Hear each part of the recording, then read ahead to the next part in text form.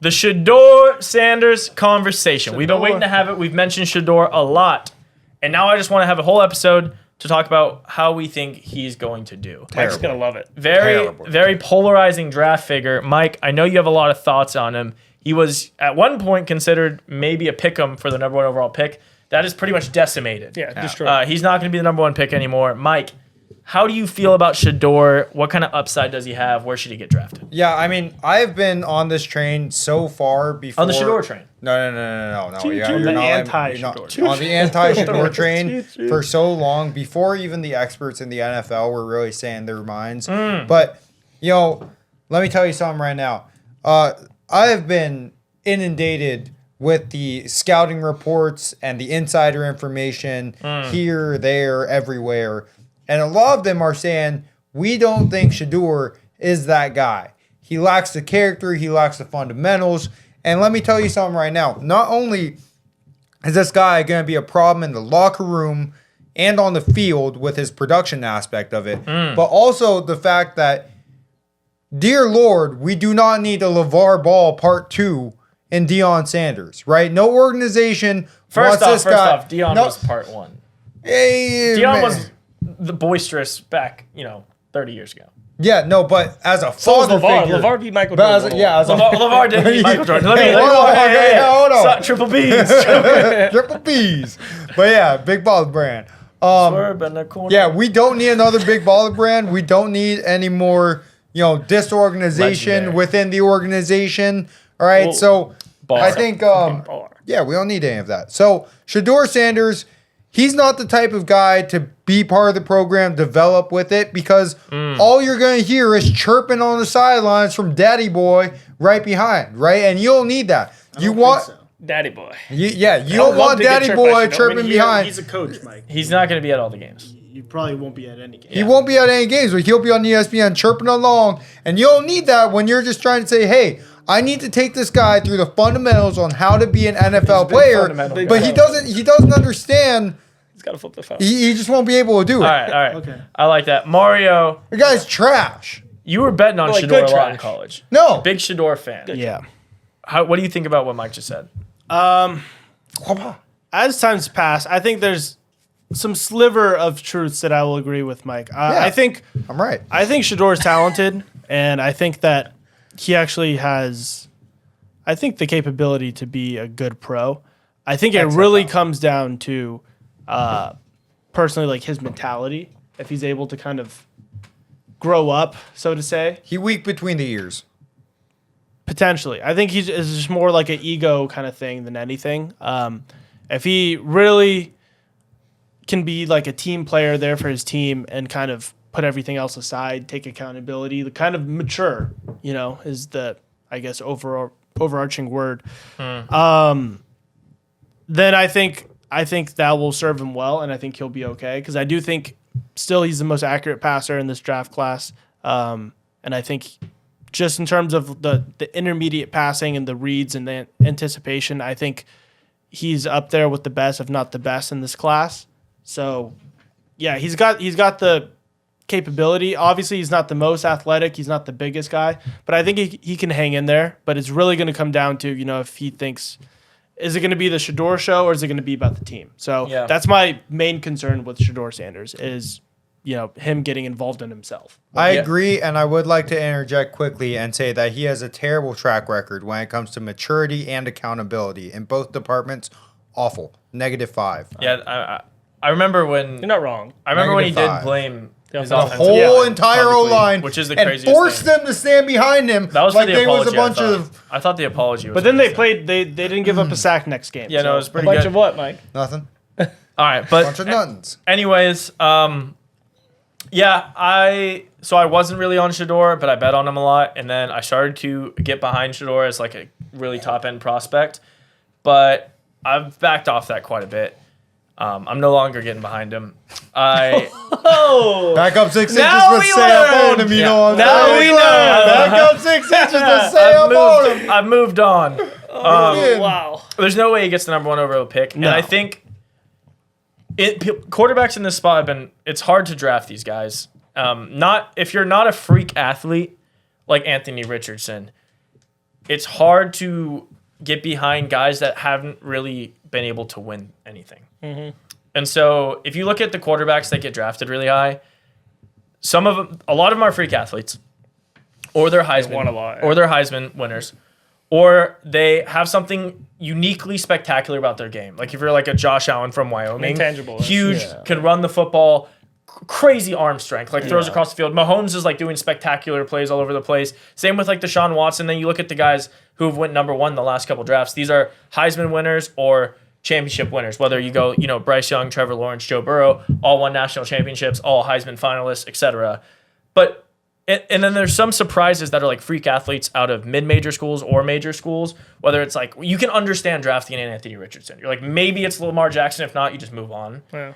But the ones that haven't worked out well are Power 5 quarterbacks that come from non-target schools that don't really win a lot. What's a target school? Like non-main schools. Oh. Like when Georgia, Zach Bama. Wilson. Yeah, exactly. Yeah, just like guys like that. And Colorado's the perfect example. I know they went 9-4 last year after winning 4 games the year prior, but they didn't beat a ranked team. I mean, they got blown out by Nebraska, lost to Kansas State, lost to Kansas, and got blown out in their bowl game by BYU. So, like, beating a bunch of unranked non-conference and then Big 12 teams, I just think it's a lot to hang your hat on for a quarterback who's not physically there.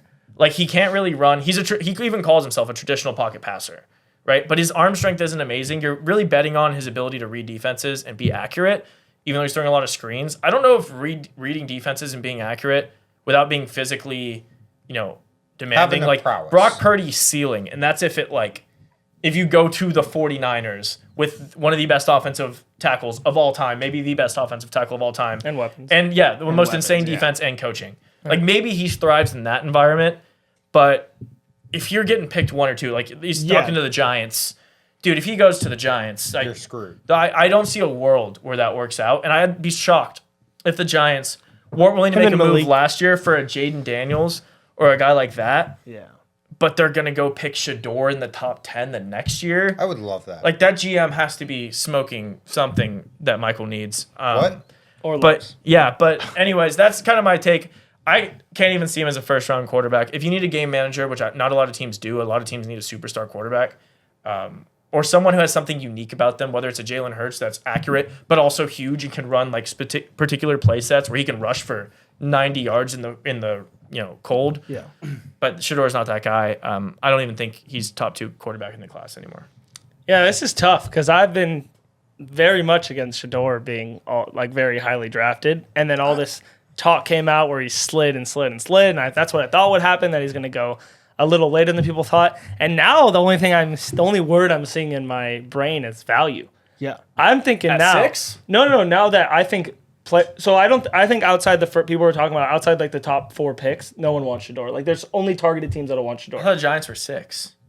Were they 6? I think so. Oh, well, I'll even if they're 6, in my opinion, outside the 4 teams in this first 6 picks are the only teams that are going to want Shedeur as soon as they fall. I'm tripping. Giants are 3. Yeah, so outside the first top 5, the teams that want him, either going to get him or not. As soon as they don't want him, I think he's going to drop to like the 8th first round. And then I just see value. I mean, he had to put up stats and numbers in these Colorado games with not the best team. He still did it. I mean, Heisman.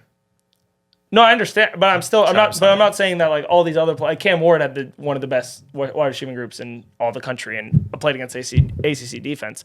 So I just think that I think he still has talent. Like there's nothing. I'm never going to argue that in my life. I think he has talent. I think he has the ability to read defenses. I think he has that special playability. I've seen him in games like roll around. I know sometimes it's too much, but he does have some games where he rolls around perfectly and makes a perfect pass. So I think it's going to get to a point where if he gets outside the first like 20, 25 picks, I mean, you're using a late first rounder, early second rounder on the maybe second or third best quarterback in like class. Not if you don't have him at 2, it's really hard to get him outside of 3. But that's my point. Is a first rounder in general is so valuable. Like you're getting all pro offensive linemen, defensive linemen, cornerbacks in the first round, even if it's the end of the first round. Yeah. So like I agree. I don't think he's falling out of the first round. Like people definitely see the upside. But when you're talking about Cam Ward, you're not just talking about why you're drafting him for what he did at Miami. I mean, he's a big quarterback with a really unique throwing position. He can make throws anywhere on the field, and he has the strongest, like one of the strongest arms, him or Jackson Dart in the class. Like Shedeur he doesn't have any of that. Is my problem. It's like I see you can throw stats aside. I don't even care about what they did in college if we just want to talk about the prospect. I really don't see how he's above Jackson Dart. Like, height, weight, arm strength. I think Jackson Dart's a better, I think he can see the field better. I think he makes better Possibly throws. decision. To be honest, I wasn't even arguing that at all. Yeah. I could think also Jackson Dart's better than Shedeur. I just think now there's going to get to a point, even with Jackson Dart, if he doesn't get drafted. You're saying if he falls far enough. If he falls far enough, I just think some team should put him in the backup. Put him in the backup role and have him just learn. 21 of the Steelers. Do you take him? No. So where's your spot? I like. You said top 20. I think late. I've been like 27 and on, 28 and on. Because I think the first I think but that's the thing is that none of those teams. I mean, you look at let's go start from pick 23, right? Like the Rams are a good team. Oh sure, you start 25. We can go to the backup. Well, I'm saying Houston, Rams, Baltimore, Detroit, Washington, Buffalo, Kansas City, Philly. None of them are taking quarterbacks. But like Detroit, a great spot also. Jared Goff has never got them to the promised land, a backup to hold with a good offense. You're not drafting a backup in the first round. If you're the Lions, you're a game away from the Super Bowl. The Lions are there in the NFC, right? But like also, let's remember, I personally don't think there's anyone. This draft is very like top 15 heavy. Like this is one of the worst last 15 picks that I think we're gonna have. If you look through the last 6-7 years of those 15 picks, I think they'll have less All Pros, less best players than any other year. I think we've actually talked about it, how weak this draft is, besides running backs, which aren't going to go in the first round, in most majority opinions. Well, I think there's I think you can get some really good corners or safeties, which the Lions desperately need on defense. That and linebackers. But they're not that great. They're not that good. Last year, they're not going to mount up to Nate Wiggins, Cooper DeJean, Quinyon Mitchell, which are all late draft picks. Maybe But they were all that good in college. Everyone knew they were that good in college. No one's picking these guys in the 27th pick that were that good in college. I mean, if Malachi Starks falls to 28, but it wasn't as good as any of the players I just named in college. All of them were better. I don't know about that. I would personally think so. I just think the end of this. This is Quinyon Mitchell at Tulane. Okay, we can argue Toledo, but you could go back and forth. I'm just saying, I think that's a crazy take to say there's not really that many good picks in the back of the draft. So a team like Detroit, who's a game away from the Super Bowl, should take a shot on a first-round quarterback for a backup. That seems wild to me and very anti what you usually talk about in the drafts. What do you mean? It's like Detroit or the Rams who could just get a backup quarterback you can have on the roster. But in the first? I just don't think the draft. You're going to get a linebacker that's going to be. I think Steelers would be a good spot. Sure. I mean, any backup quarterback that's not going to. If he doesn't play and there's another quarterback filling that void, I think he could be value for the future. Wow. That's all I'm saying. All right. Well, I guess let us know what you think about Shedeur. A lot of conflicting opinions here going on. Where do you think he should be drafted? 6th round. Mike thinks 6th round. Some say late 1st round. Take a flyer on him. First half of the first. Probably the most polarizing player in the draft, for sure. Especially with the narratives around him. So let us know what you think. Stay locked in. I mean, we got the draft right after March Madness, so we're firing out content.